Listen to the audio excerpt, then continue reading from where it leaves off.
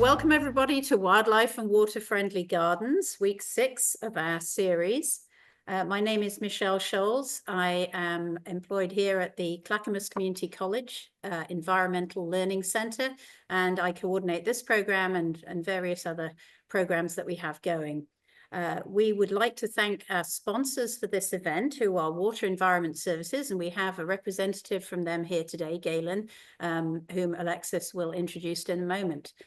So as well as our sponsor, WES, we are helped in our efforts by various partnering organizations, and they are Oak Lodge Water Services, Greater Oregon City Watershed Council, North Clackamas Watersheds Council, Tryon Creek Watershed Council, Clackamas River Basin Council, and Clackamas River Water Providers. Just a quick plug for us here at the ELC. If any of you feel motivated to support us with a cash donation or a donation with our programs here, we would greatly appreciate it. Even though we do have some sponsorship, any donations are always welcome. So please support us if you are able to do so. Okay, without any further ado, I'll turn over to our moderator, Alexis, with Tryon Creek Watershed Council, who will introduce our speakers for today's topic. Thanks, Alexis. Yeah, thank you, Michelle, and welcome everybody. If you've been tuning into these for the last 5 weeks, then you know that the main 2 things that I'll just ask you to do is to stay on mute and submit any questions in chat, and I'll be collecting those and then conveying them over to Laura at the end of today's presentation. And now it's my pleasure to get to introduce Galen and Laura. So Galen is a stormwater specialist at Clackamas Water Environment Services. He has 10 years of public sector experience managing lands, implementing water quality programs, and leading environmental restoration projects. Galen holds a Bachelor of Science degree in Environmental Science from Oregon State University and a Professional River Restoration Certificate from Portland State University. And then we also have Lora Price with us today. Laura is the owner of Design with Nature. She's an ecological landscape designer, garden coach, and educator. Lora combines her background in landscape architecture, organic horticulture, and permaculture to create sustainable residential landscapes that enhance outdoor living that are drought tolerant, beautiful, and low maintenance. As a backyard habitat certified designer, she brings deep experience with native plants and a focus on building healthy soils, managing rain runoff, and enhancing wildlife habitat. With no further ado then, Galen, you'll kick it off for us, and then we'll move over to Laura from there. All right, thank you very much. And thanks for everyone for joining. I'd like to give a quick introduction on just WES, Water Environment Services, like who we are, what we do, and why it's important. We produce clean water, protect water quality, and recover renewable resources. So it's our job to protect public health, support the vitality of our communities, natural environment, and economy. Our 3 main focuses are providing wastewater services, stormwater management, and environmental education. So next slide, please. So a quick introduction. Many of you may have seen this before, but I'm just going to go over what stormwater is and why it's important to manage it. So stormwater is rainfall that flows over the ground surface, and it's created when it hits roads, driveways, parking lots, rooftops, and other paved surfaces, and does not allow to be soaked into the ground. Right now, stormwater runoff is like the #1 source of stream damage in urban areas, and it's a #1 source of water pollution as well. Like you can see in this image here, when there's a forested area with more vegetation, water is able to soak into the ground, recharge groundwater, as compared to urbanized areas with more impervious surfaces where we have increased runoff and with volume and more pollution. Next slide, please. So here's a good image of ways that you will see our watersheds be impacted by stormwater. A few things that you can do at home is picking up your pet waste, taking your vehicles to a car wash and having them professionally done there so the water is collected and sent off to a treatment facility, picking up trash, and reducing the amount of fertilizer and pesticides you use on your gardens at home. Next slide, please. So a few ways that our watersheds are being impacted from changing climate right now is the changes in the rain and snowfall patterns. Like we had this past week, we had some pretty big storms come through, dropping a lot of rain all at once. So we're seeing a lot more water coming in more of extreme storm events. This also will impact the water availability for our summer months. We also have more fire intensity, more severe fires, intense fires that are burning large parts of our watersheds, mostly in our headwaters. Like you can see down in the image on the bottom, that's from the North St. Am watershed. And with more fire, we're seeing more erosion, increased turbidity in our streams, and in turn a little bit more pollution in our waterways. These are just some of the few reasons why Clackamas County has created a climate action plan. So you can go check that out on our webpage. Next slide, please. A few ways that we are managing stormwater is through green stormwater infrastructure. And here's just a few images of vegetated facilities in our county that are treating stormwater, providing wildlife habitat, and reducing peak runoff flows to our streams and allowing more water to be recharged into our groundwater there. Next slide. And just a few things about some other projects that Wes is doing. We have done some constructed wetlands, which are treating stormwater from over 400 acres of industrial properties and providing more habitat for native fish and other wildlife. So some more ways you can learn more about what we do is by the River Starts Here is has great educational resources about impacts of stormwater runoff and the health of our rivers and streams. Follow the Water tells more stories about science and other positive actions we can all take at home. And over here at West, we have a River Health Stewardship Grant, which is a program that helps supports community groups, businesses, and property owners who want to improve the health of watersheds within the surface water areas of our service district. And with that, I would like to pass it off to our main presenter, Lora.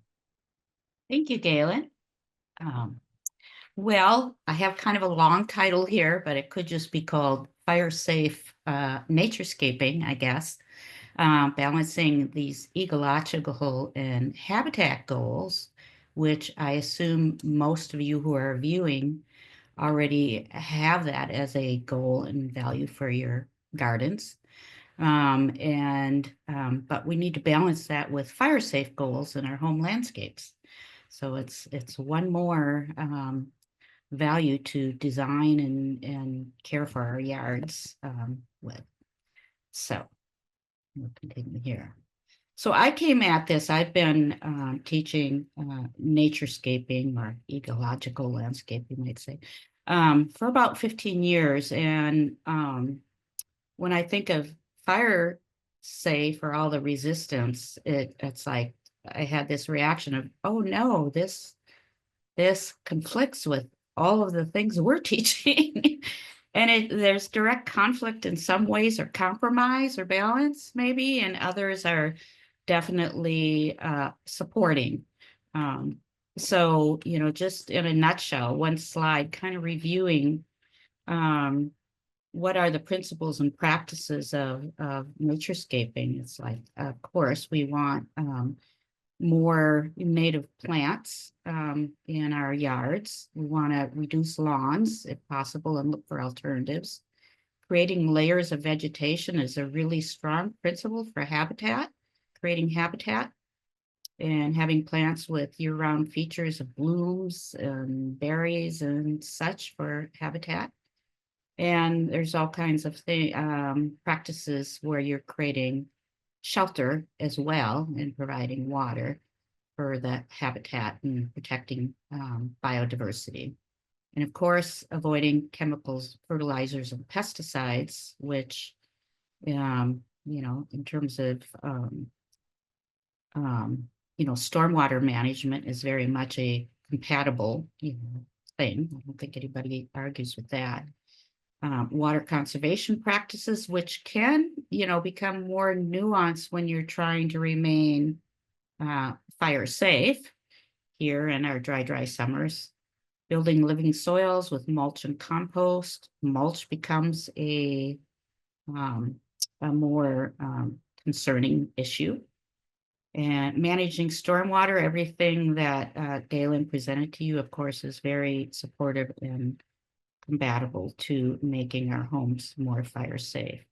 So my approach is to share with you all the fire safe practices and see how they meld or not with still being able to have a garden that I like with vegetation and habitat and all. And so I'm trying to sort that out here in this presentation for you. So just reviewing, kind of fire history and our country, Oregon is fire country. We know this, it's just like California. Burns have been pretty natural and to this region.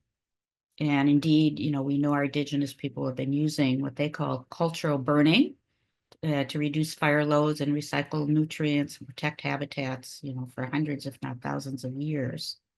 We also know that our forest management has focused, I hope I'm being fair here, a lot on fire suppression, the Smokey the Bear years. And then, of course, the biggest factor, which has already been touched on, is our climate change has brought more extreme weather and larger wildfire events and more frequent. And then on top of that, we've had denser developments that have grown into our urban wildlife interface. And so all of these have kind of brought us to where we are at today with wildfires in the West. But happily, current forest practices have adopted cultural burning, basically prescribed burns is how we refer to them, to reduce these fuel loads. And I just want to say with the fire, and I think everybody recognizes too that there are benefits to fire. It encourages new growth and thins the underbrush. It really is managing different habitats. For wildlife, it creates more edge environments is where you have prairie and forest rather than just all forest encroaching. So that's better for habitat as well. The fires help plants release their seeds. In fact, there's many native California plants that they rely on fire to break that outer seed coat so the seeds can be viable and grow. They've been helping to maintain healthy oak groves, keeping prairies open.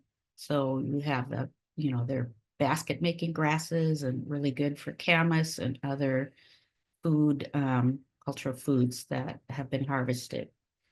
Like Willamette Valley, probably if it was really practices that kept that open and with the grasslands for deer and that wildlife. And it also underground, a fire can stimulate berry and root production.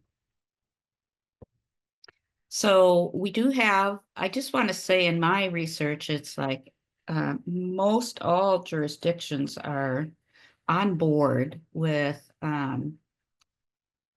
dealing with fire, the wildfires that we've been having. And so there's just a plethora of information out there. And if it's not coming from Portland or the Forest Service or Fire Marshal, we have, you can look to Bend or Ashland or, down in California, there's a lot that's been developed to help homeowners make their home landscapes more fire resistant.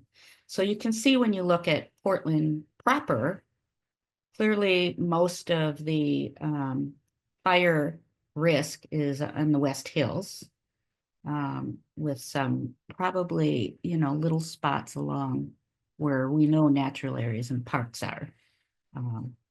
But then when you look over to the larger state map, a lot of Oregon is in that higher risk orange colored area.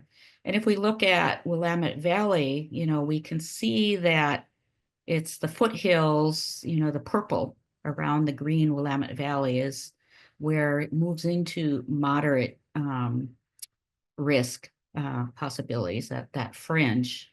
And, I happen to live in Clackamas County right now, and it's like, well, look at how much of Clackamas County is in a moderate or higher risk area. So, but that's the 30,000 foot view, I guess one could say. So there is actually, if you go to the Oregon State Fire Marshal website, there's a way to plug into the Risk Explorer that you bring up your own property. And this is my property. I took a look at it and it said it's low. Well, that was somewhat comforting, I guess. But I also know that directly, all along would be my southern or western border. Property next to me is a couple acres. It's all kind of unmanaged woodland taken over by invasives next to a lot of stuff accumulated all over the property, and old vehicles, tanks, wood piles all along my fence, and a long arborvitae border.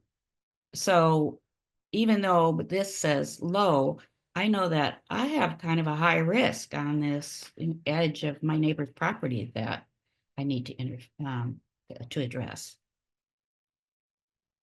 And this is how I think it's something like 85% of fires come from blowing embers. And you can see, this picture like this, the wind blowing it. So wind is definitely just amps everything up. And of course, the Pacific Palisades, fire that we all saw is a quite dramatic view of that. And in fact, some of those winds, I think, were almost up to 100 miles an hour. I don't know how somebody puts out fires with that kind of wind or flies in that kind of wind, but that's what we have with blowing embers, and they can travel, for a mile or more, even depending on, how high they are in the sky or from the ground, and how high the wind is. So radiant heat burns structures just due to the proximity. And both wood and vinyl siding could be burned. This happened to my brother's house down in Santa Rosa, where the neighboring house burnt down, but the level of heat from that did burn, the side of their house that was next to it. And then there is direct flame, which is caused by fire movement, either horizontal traveling, across a field or forest, and especially uphill. Fire will move faster uphill than on a flat. And that's important to know, but also vertical laddering of flames. So, maybe an ember catches, on the ground and in some brush, and it can definitely, ladder up into larger trees, which then just, enlarges that fire and its impacts. So this is a quick little summary of, so what are the plants that are fire hazardous? And so they all kind of have this in common. They're tall, woody, low moisture content. They probably likely contain a lot of fine, dry, or dead branches within them. They have a dense growth to them. They're evergreen. Leaves and twigs and stems contain volatile oils, or they're more aromatic and resinous. And trees might have a lot of loose, papery bark. And then there's just the factor of old age and total volume. So these are things, you know, when you do a sort of a fire safe assessment of your own yard, these are the, you know, these are the plant qualities that you might consider. And of course, I put arborvitae. There's whole posters on.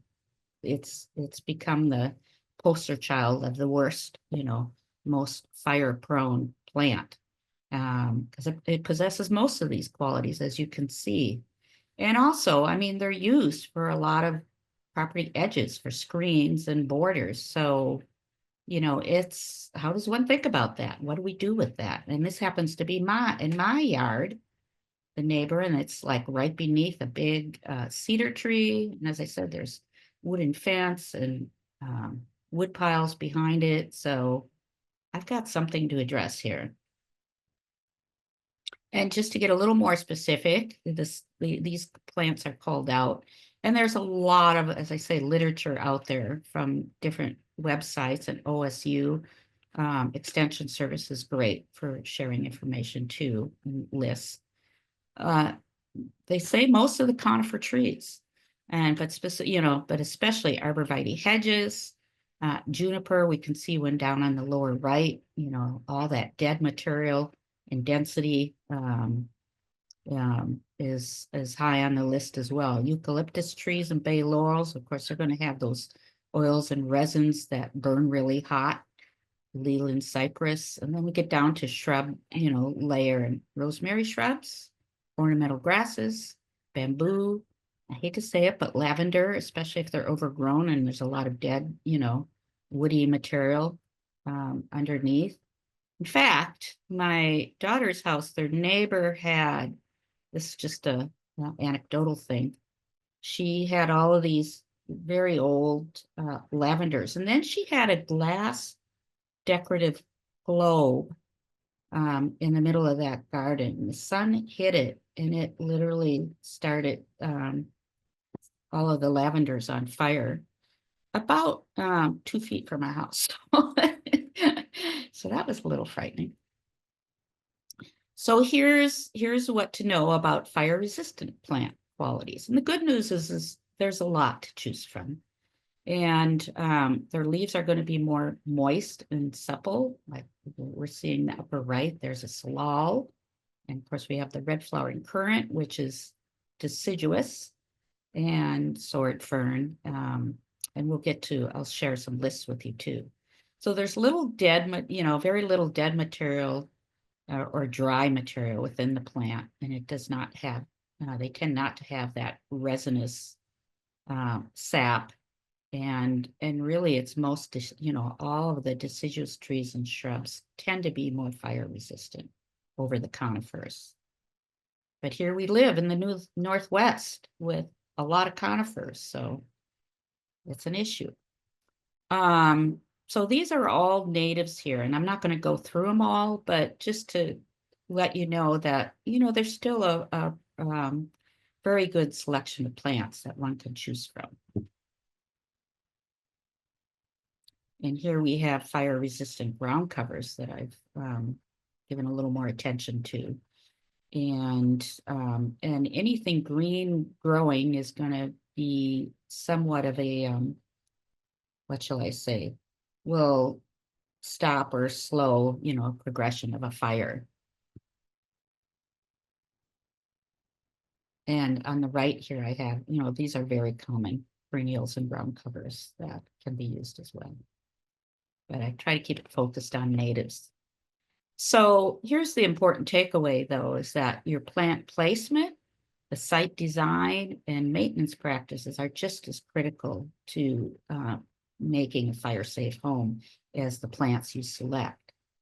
And the first way to think about it is design and maintain your yard by risk zones. And you can see these concentric circles on this property. The inner circle is, well, they here say 10 feet from structure, but there's a lot that talks about those first 5 feet around the home, and I'll get into that. And then we go to the 30 feet. And then if your property is large, you know, beyond that. So that's like three different zones of management. And of course, the first, most immediately around the home is the strictest. So here's, and there's a lot more on the home specifically in terms of what you can do with your roof and your siding, etc. But I'm trying to keep this focused on the yard. So of course, the obvious, keeping gutters clean. I know that a lot of those floating embers can just land there and start the fire. And vinyl is, prone to burning, is quite prone to burning because it burns hot. So anything that connects to the house, like a lot of people have wooden fencing. Well, you'd want to maybe have metal fence post at least, so you don't have wood connecting directly to your siding. So that's something to look at. And a lot of people have wooden decks. Maybe they're covered and that helps. But there's the under the deck. You want to screen that with a pretty tight grid or screen so that embers can't pass through it. And also the vents, because they do blow all around. In fact, I had a sort of a personal testimony from someone who was in the Palisades fire, and she was saying, lids blew off of the trash cans and that burned. The firebrands, or they would blow under cars and start them on fire, and so they can blow all over the place and ignite a fire. So you just want to be able to, bark dust ignite it and spread to the home. And so just, get your fire safe, hat on and just start to look at things with those eyes and to make an assessment of what needs to be addressed. So they say, we say nothing ignitable within the first 5 feet. Now that sounds a little extreme, but maybe for California, that's really necessary. But I'm gonna, and they advise, like in this case, this photo we're looking at, you realize that everything is pretty well back from the house, or if, because they've got that porch and hard concrete, ribbon around the house. So we see some low plants here, and they're pretty, the fact that they're low and pretty reasonably spaced. The only thing that I see here that doesn't fit is the kind of mulch that you're using. Shredded barks are going to be more flammable than other choices, and we'll get into that. So let's see, we addressed the spacing, the mulch, more low profile shrubs, perennials, and ground covers. And then as an extra measure, if we're into that fire season and things have been really hot and dry, for the plant's sake as well, you want to get some deep watering down in the soil, and that's going to help reduce the spread or movement of fire. So the intermediate zone, that's 5 to 30 feet from the house, kind of been loosely labeled the lean, clean, and green area. So if you look at other things in the yard, like if you have a compost station or a stack of firewood, maybe had some brush piles or lumber piles, you want to keep those well away from the homes and other outbuildings that you want not to catch on fire. And the other big thing to remember then is, you want single shrubs space, but, we want, one of the values of naturescaping is that you have a density of shrubs to create more habitat and layers of shrubs. So, this is an area that we have to be also, it's nuanced. We have to do a risk assessment. And so I guess I should say that as a overall, these are not black and white rules. But I'm just speaking from from fire safety point of view. right now and how we can do that and still have some of, you know, the habitat values that we want in our yards. So if you have clustered areas, the idea is that it's not, you know, a huge, big massing, but they're kind of broken up, the clusters into, so it doesn't keep traveling. So think fire breaks, you know, where and how can one kind of stop or make a fire break to the movement of fire? So this little house example, you can see, yeah, there's nothing right up against the house, but they have lots of clusters of plantings in the yard, and they too are broken up by paths, walkways, and such. And this all becomes, you know, even more important on a hillside. So, you know, this is a back hillside of my house. Was almost a third of the property, and it was too steep to walk on. And so I created, just like Forest Service trails, I created a zigzag walkway up the hill with, and it's rock, and the retaining walls are rock that's all came from the soil. So it was taking something and turning it into a positive. So I have both walkways and retaining walls that are going to help reduce if any fire, you know, fell anywhere and started traveling. It's at least it's broken up. And up on top, you know, I have a larger, you can maybe see that in the background, retaining wall around the deck, and a larger like 4-foot wide gravel path around the house too. So those are my, they're doing a lot to build in sort of a fire break.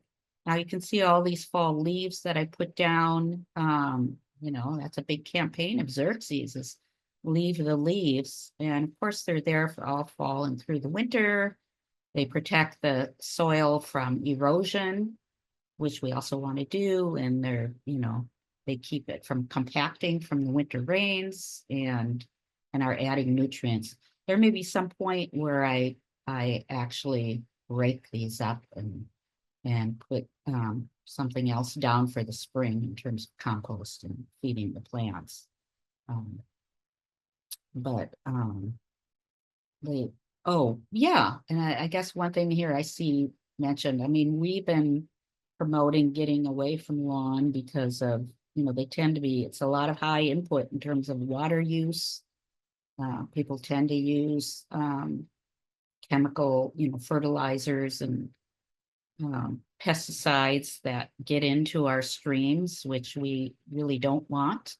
But there may be a case in your, really with your aesthetic and your home where, say, a ribbon of irrigated lawn that serves as a path might be justified, because that's a fire break as well.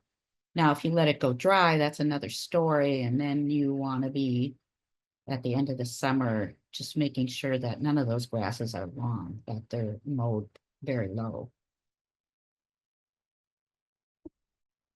So, so we talk about defensible space best practices, and this catches a lot of it. You see, so spacing from the home, and you can kind of see that yellow or green circle closer to the home and then farther out. So yeah, there is not much happening around the foundation of the house, and that's a big change for me. And the best thing to use is to use like a cobble or rock ribbon, you know, on the ground. But you can, and we'll get into this, if you don't use that, there are other organic mulches that you can use that are safer than the shredded bark. But the tree spacing, and this is talking about outer branches, you know, away from power lines, because they are a big cause. And what else do we see here? Just, you know, it wants you to keep it clean and remove all the needles and leaves, you know, from 100 feet from the house. So when you look up defensible best practices, they're looking at it just from a fire perspective. So, I mean, I look at this and go, well, that's not a garden to me, but But how can we comply with this and still have a, you know, a garden that has the other values that we really appreciate? So yes, it's keeping grasses mowed to under 4 inches. So, you know, we've been promoting meadowscapes, and so one has to think about, well, how big is it? Where is it? How close to the house? How do you maintain that when you get into the late summer? So it's not a fire hazard, those sorts of things. Well, we know fire resistant plants. And we, you know, one of the values that I talked about was all the layering of vegetation that you have, you know, overstory canopy, understory, and you get down to shrubs and, you know, tall shrubs, low shrubs, perennial and herbaceous vegetation that, you know, on the ground. So, but now we need to be looking at spacing of that, and I'll have a better diagram for you on that. But yeah, does anybody have a propane tank? And what do you do with all your chips and wood and such? Do you keep a pile? Do you, you know, please don't burn it on site unless you're, you know, working with, I guess, you know, I think there's permits for, you know, safe times and safe areas to do that. So this gets in a particular to the trees. So if you're in that 30-foot zone of the structure, your home, you want to make sure that the branches are at least 6 feet up from the ground to reduce the chance of fire laddering up into trees. And so I take that to mean, so if you do have shrubs underneath that might be taller, you know, 10 feet or so, then that means you're moving up to more like 16 feet. It's the lowest branches. Now, so if you're a smaller tree, which they point out here, you know, 1/3 rule then, because you don't want to be cutting everything off. So there's just a little tuft of a tree up on top. And that 10-foot spacing between things is pretty consistent between the house, power lines and other trees. Hey, Laura, I'm off mute just to let you know that there's a little over 5 minutes left. Okay, all righty. So, and this is, you know, you get beyond there, and that really becomes to property management and a lot of, I'm stressing invasive vegetation because I see how many sort of unmaintained areas begin to look like this. And that's how, you know, and that's where a lot of fires may start. Especially in a lot of these invasives are very fire prone. You can see by these examples, you know, especially the vine, like the wild clematis. I mean, it climbs and engulfs trees, and you can see a lot of those in this state this winter. I just took that picture. So here's the mulches that you can use, you know, either river rock or smaller, you know, this is like pea gravel or rock, which is okay. And if you use a high compost mulch that we see in these two examples, that is, you know, fire isn't going to spread if they're half composted. Or you go the opposite end and you have big decorative chunks of wood that are going to be less likely to light up. So just make sure that with these you have some setback from your structure of you know, several inches. Okay, so if we go back to that naturescaping principles list up front, we talk a lot about slowing and sinking the stormwater, trying to keep it, you know, take it from rather than sending it all into the you know, the public, you know, stormwater sewer system. Maybe you can disconnect and find places in your yard where you can get that water deep into the ground. It helps you through the summer in terms of drought tolerance as well. So we're looking at on the left, a rain garden. Center is kind of a swell where you're moving water through the garden. And this last one is just showing a whole yard with, you know, that soil had been heavily amended with compost, which it turns the soil into more of a sponge that's going to hold and retain water. So it helps in terms of water conservation and also in terms of fire resistance.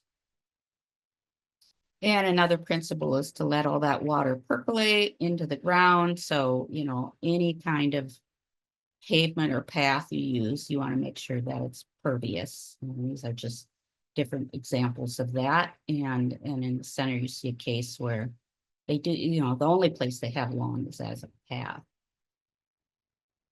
So this is a big, what shall I say, design principle for backyard habitat and naturescaping is these canopies that I've talked about. So again, we want these, but we need to adapt. So think of the spacing between those layers. And of course, using the fire resistant plants. If you have big shrubs, maybe you want more space between them rather than all intertwined and continuous. And plant in, or you can plant clusters that have spaces between them. You know, I notice a lot of it is, you know, pruning becomes a bigger issue. You know, we've talked about, oh, you can just leave it, you know, not over prune it, but I think we need to look at that more so, not to let them get overgrown. And pruning is really something that can be done for health and healthy shape and to rejuvenate a shrub. So that's a practice that you might want to be more mindful of. And especially old and dead wood within any kind of planting.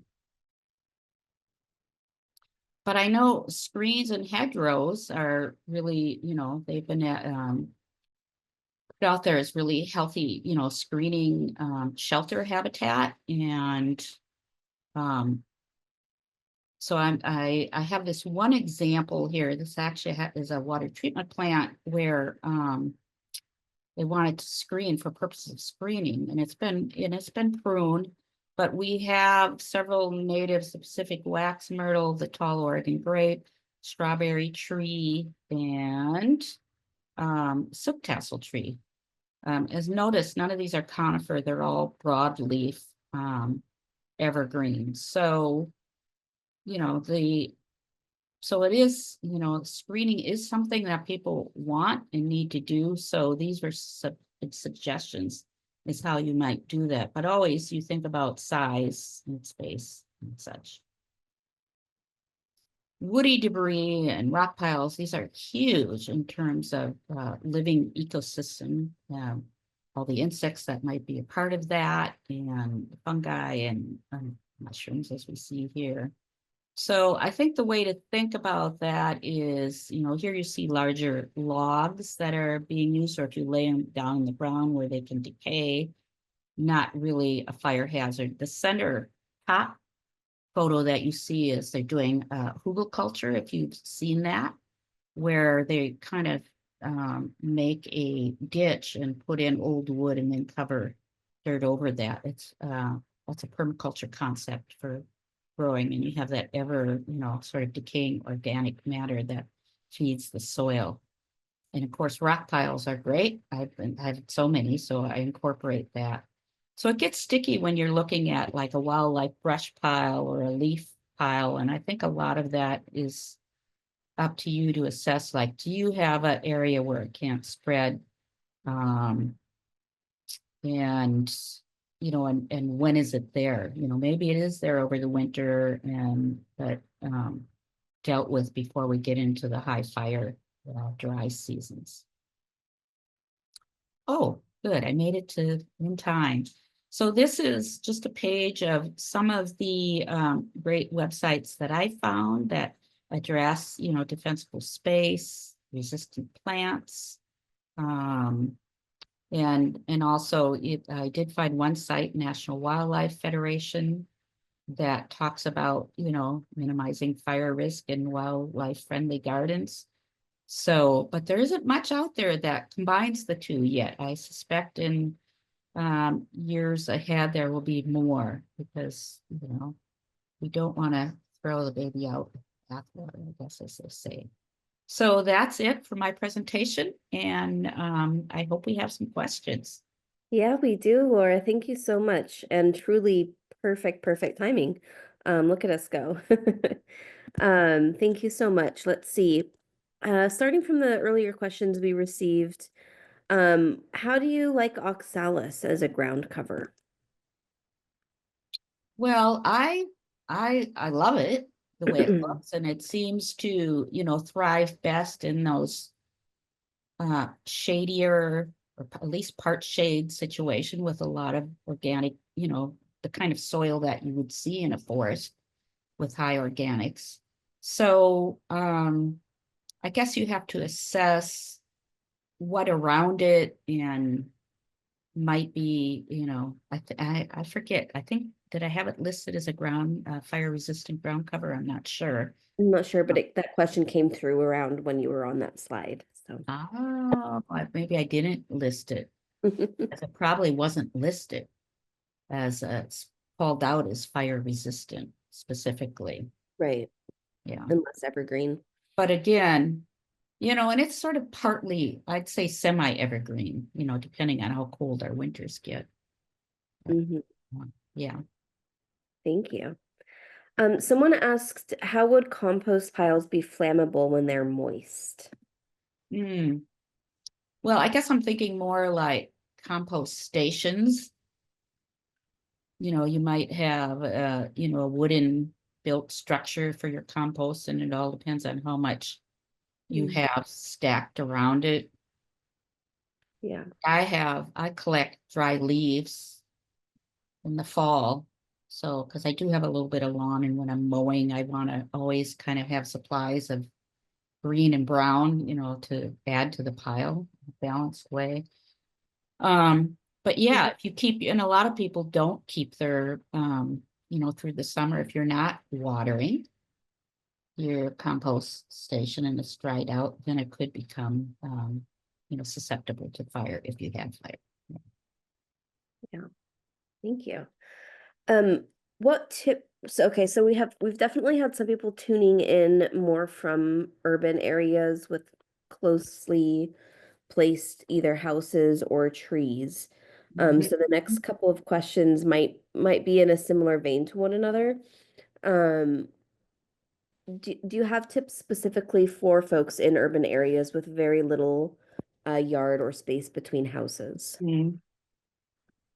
Um, well, and it might be something that you end up like if you see, I've lived in inner Portland for 30 years, and the first thing I would address is if there's any invasives, and that's one of the first thing that backyard habitat certification program looks at too. And oftentimes, we run into this situation where you're working on it, but the source is coming from neighbors around you. So, it does become a little tricky in that you kind of have to work with neighbors if you see that as a problem, but, a potential problem or fire risk if there was ever fire. Now, admittedly, in town, most people probably don't even think of that as something to think about or be a danger. But, and it's going to be a lot of like, well, how much kind of woody debris is in the yard? Is that burnable, wood, brushiness, and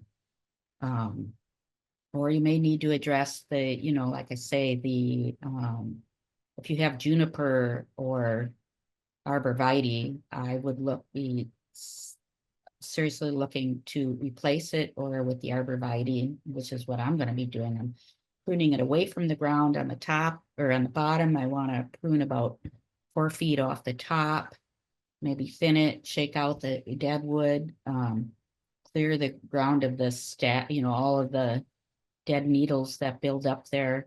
Now that kind of goes against building a living soil, but again, you got to weigh, the different things that you're managing and maintaining for, and just think about what will be helpful. Yeah. So I hope that helps. Yeah, tap you. What suggestions do you have for conifer trees that are already planted within 5 feet of the house? That's a tough call one. Yeah. Relocate? I looked at many different jurisdictions of like fire resistant plants and fire prone. And there's a couple of sites that said like the Pinus contorta or lodgepole is more safe. But what we often have a lot of is the Doug fir, or maybe a Western red cedar, or non-natives. Like I have a cedar of Lebanon that, and so again, I guess it decides on, it depends on your level of risk you're willing to live with. But I would definitely keep all those branches away from the house and up well away from the roof. If you keep it. And I don't know how big if it's so big, of course, then people are starting to worry about our winter storms and those Doug firs toppling, like they did last winter. And one of my clients had 4 large Doug firs fall on her house. It's still not all repaired yet a year later. So the ideal would not for it to not be there, of course, because it's conifer and it's within that most extreme, that 5-foot zone where you want to be pretty strict. So, Right. Yeah. Thank you. The only other question then that I have remaining right now, and a reminder to everybody in the room that I have the evaluation link in chat. Your feedback there is appreciated, and please continue to send in any other last questions.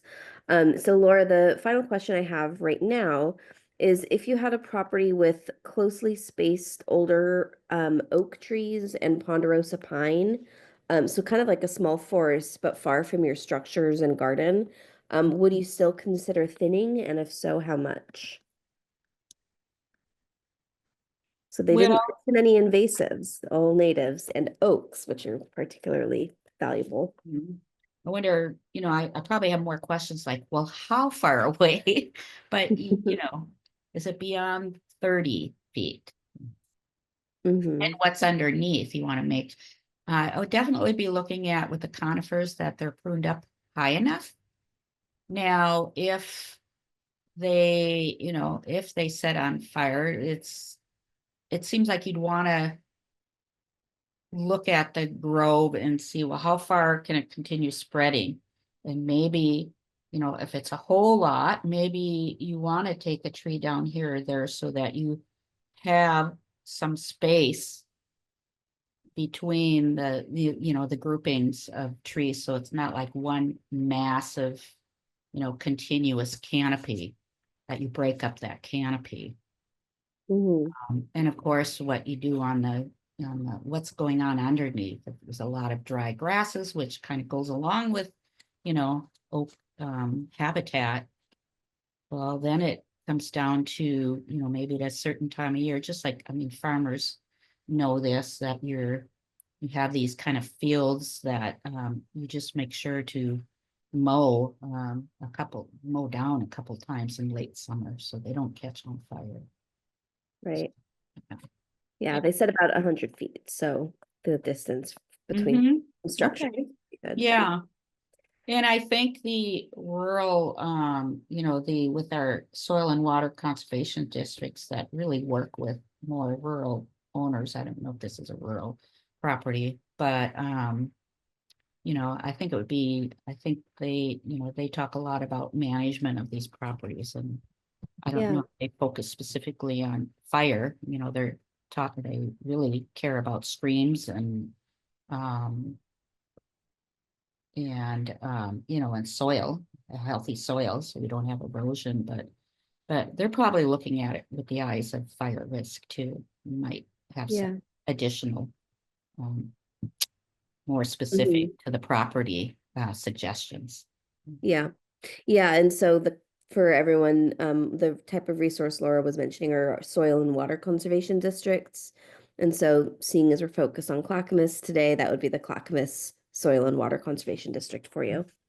One more question is, and I'm not sure if this is something you're more of a plant person, Laura, so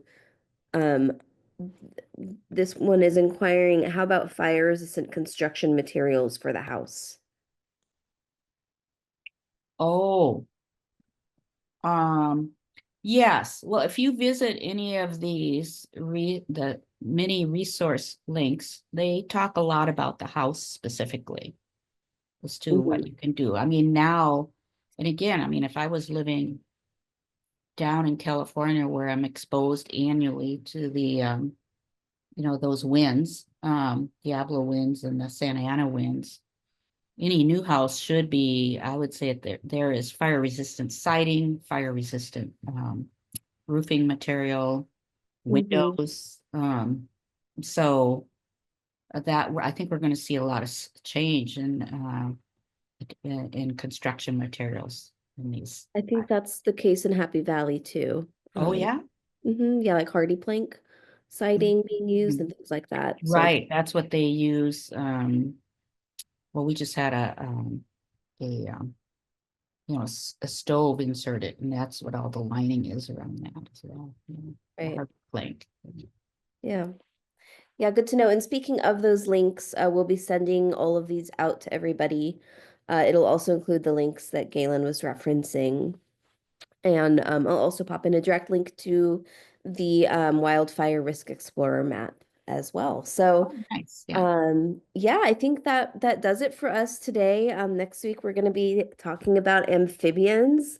So I'm very excited to welcome a couple of folks that I already know and are very smart. So we're just really lucky in this series to have so many knowledgeable people participate. And Michelle, thank you for organizing this for us. Galen, thanks so much for representing Wes and introducing us today. I think that's it. Yeah. I have a feeling that, thinking this much about fire, it really isn't in the forefront of Oregonians' minds. As much as, I just this year had a client who came from 3 years in a row, pretty devastating fires around her in California. So Yeah. I learned from her vigilance, like designed a whole yard specifically with that in mind. And so for her coming up here, she just thinks, oh, the awareness isn't up here yet. Yeah. And we'll be needing to think more this way. So I And took it on as I wanted to learn, and now I just want to continue to figure how to add that into the mix, but I don't want to throw out all of these other things that I'm trying to do, in my landscape.